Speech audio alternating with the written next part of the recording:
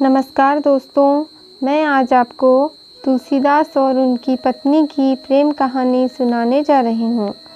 यदि आपको यह वीडियो पसंद आए तो इसको लाइक और सब्सक्राइब ज़रूर कर लेना।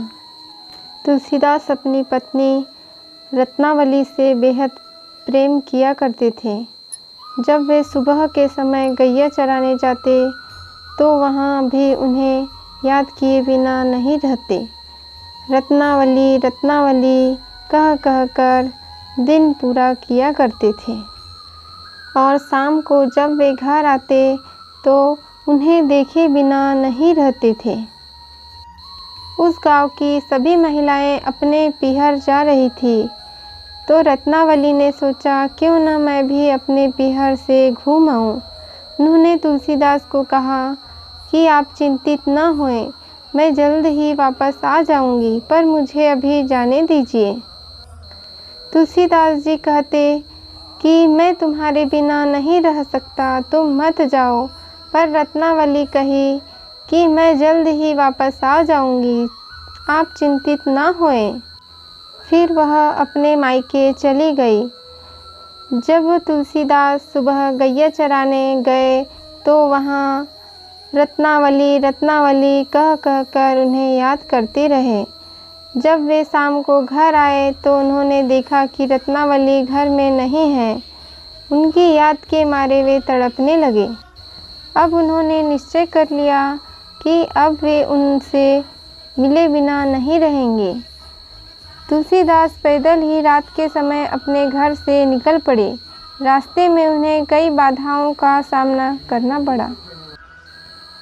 इन्होंने अपनी पत्नी से मिलने की उत्साह में उफनती हुई यमुना नदी को भी पार कर गए। तुलसीदास जी इतने उत्साह में थे कि उन्हें नदी में एक नाव दिखी। उसका सहारा लेकर तुलसीदास जी ने नदी पार की। अत्यधिक उत्साह के कारण तुलसीदास जी को एक लाश तैरती नाव दिखी। जब तुलसीदास इन सभी के बाद अपनी पत्नी के घर पहुँचे तो उन्होंने देखा कि सभी दरवाजे बंद हैं। इसके बाद उन्होंने छत से लटकती हुई रस्सी को पकड़कर छत पर चले गए। वास्तव में वह रस्सी नहीं बल्कि एक सांप की पूंछ थी।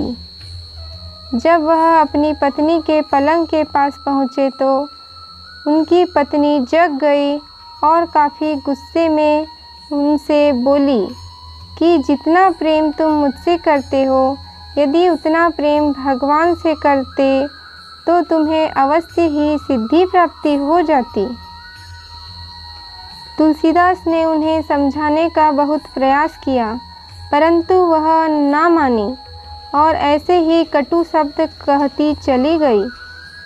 गोस्वामी तुलसीदास को उनकी इस बातों का काफ़ी बुरा लगा और तुलसीदास उनसे ऐसा कहकर वहाँ से निकल पड़े।